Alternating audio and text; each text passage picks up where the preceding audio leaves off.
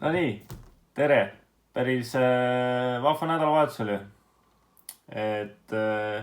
Eile hommikul küll pannkooke ei saanud nautida, aga sellegipoolest oli üks tore spordivõistlus Tallinnas. Mõtlesin, et teen seda niimoodi, et räägin ja siis jooksvalt nii-öelda lisan videosse pilte ja videosid, mis raja ääres tehti ja annan väikse omapoolse kommentaari, kuidas ma olen võistlusega rahul ja mis rajal toimus. Alustame kohe hommikust. Ärkasin veerand 7 üles, 6:30 oli mul hommikusöök ja peale seda vaatasin oma asjad üle, et mul ikkagi võistluskeskuses või hommikul enne starti oleks kõik tegemised tehtud, mis oli mul kirja pandud. Check-in hommikul läks kiiresti ja sujuvalt, et selles mõttes mingit kiirustamist ei toimunud ja jõudsin ka korraliku soojenduse enne ujumist teha. Ujumise start oli 5 stardiga ja lasti vette iga 10 sekundi tagant 5 kaupa. Ma kõige ees ei läinud, sest inimesed olid juba koridoris ette tulnud, eks ju. Ja siis ma jäingi sinna oma järjekorras, siis äkki olin 5 või 6, ma peast ei mäleta. Igastahes, vette joostes ma pidin hakkama mööda ujuma, aga õnneks inimesi ei olnud väga palju ees, et ma sain ikkagi kõrvalt mööda ja enda ujumist teha. Ja muidugi need, kes tahtsid proovida, võisid järgi ka tulla, aga selles mõttes ega ma ei kontrollinud seda selja taga, et vähemalt neil oli võimalus. Esimeses vahetusalas tegutsemine oli siuke kesine, et ma jätsin endal triatloni kombe varukad siis peale panemata, et mul kalipsoga oleks liikuvus parem ja ma saaksin oma ujumist teha, et eelmine aasta mul tekkis see probleem, et mul tõmbas õlad kinni see kombe seal all ja ujumine ei tulnud nii välja, nagu ma oleks tahtnud. Ujumisaeg oli 24 minutit ja 40 sekundit. Üsna kesine, oleks tahtnud ikkagi sinna 23 lõppu, 24 alguses sujuda.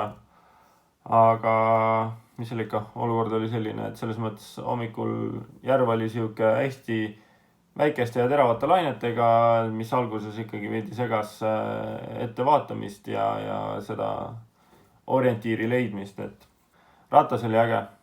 Ma teadsin enne võistlust, et mul ratas on praegu päris heas vormis ja ma tean, mis numbreid ma suudan hoida. Kui nüüd Garmini fail siis lahti teha, oli minu keskmine võimsus 312 vatti ja Normalized 317. Mu eesmärk oligi hoida kuskil seal 320 kandis. Ütleks, et see plaan või eesmärk sai täidetud. Päeva lõpus siis vaatangi tulemusi, et rattaaeg 2:03:21 ja distants oli 90 kilomeetrit ja keskmiseks kiiruseks teeb see 44,8 kilomeetrit tunnis. Võrreldes eelmise aastaga rattaaeg paranes pea 3 minutiga ja siis teise vahetusalasse läksin üpris reipalt ja panin tossud jalga, võtsin keelid ka taskutesse ja läksin jooksma. Esimesel ringil tundsin ennast hästi, aga eks distants on ikkagi 21 kilomeetrit ja mingi hetk ma teadsin, et siuke lõivu maksmine võib tulla, sest rattas oli ikkagi omajagu tööd tehtud. Et 12-13 kilomeeter hakkas juba selline haamritunne tulema, et reied ütlesid, et nemad ei taha enam väga koostööd teha. Lihasvalu hakkas tekkima ja siis juba hakkasin neid kilomeetreid lugema, et palju mul lõpuni on. Selles mõttes ikkagi raja kõrvalt mulle öeldi, et mis see vahe teise kohaga on, et vahe teise kohaga oli 4 minutit ja tundsin, et see on selline turvaline. Aga ikkagi pidi lõpuni ära tulema, sest it ain't over until it's over, eks ju. Viimasel 5-6 kilomeetril ikkagi jäin 3 korda lausa seisma, sest parem säär lihtsalt tõmbas krampi ja ma ei saanud enam sellele jalale toetada, et ma pidin seda veidi maršeerima ja mudima seal, et saaks ikkagi ennast liikuma ja liikuvuses hoida, et kuna mu iseloom on siuke, et kui ikkagi on jooksudistants, tuleb joosta, mitte kõndida, on ju. Vägev!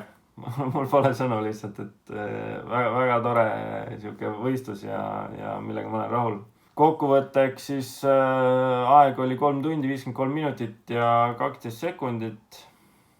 Noh, jällegi võrreldes eelmise aastaga 4 sekundit kiirem, aga me ei saa nagu seda üks-ühele võtta, sest jooksurada oli teine. Ilma mõttes ikkagi seekord meil ikkagi vedas võrreldes täispika meestega, et täispika mehed ja naised pidid ikkagi trotsima päris korralikku vihma, valangut ja tuulist ilma. Et müts maha nende ees.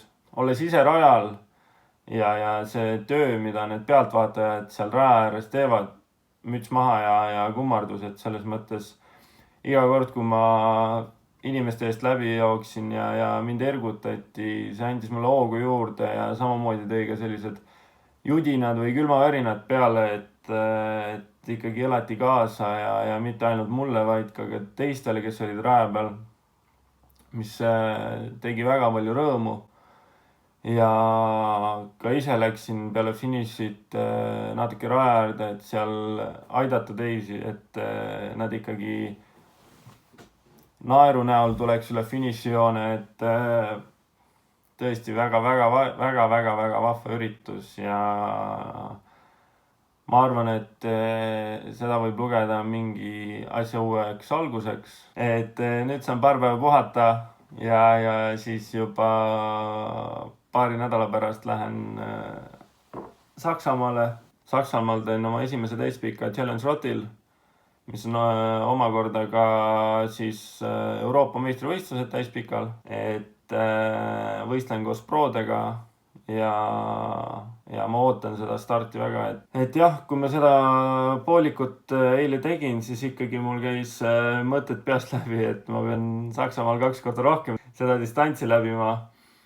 Aga noh, eks seal tuleb ikkagi intensiivsust natuke langetada, mitte nii julma gaasiga nagu peale minna nagu Tallinnas, et täna puhkan, tegelikult peaks isegi kuhugi vette minema, mis on hetkel parim viis taastumiseks. Kindlasti võid anda mulle tagasisidet selle videote seeria eest, mis enne võistlust oli, et kas see oli huvitav, kas teile meeldis see, et siis ma tean, kas seda edaspidi ka teha.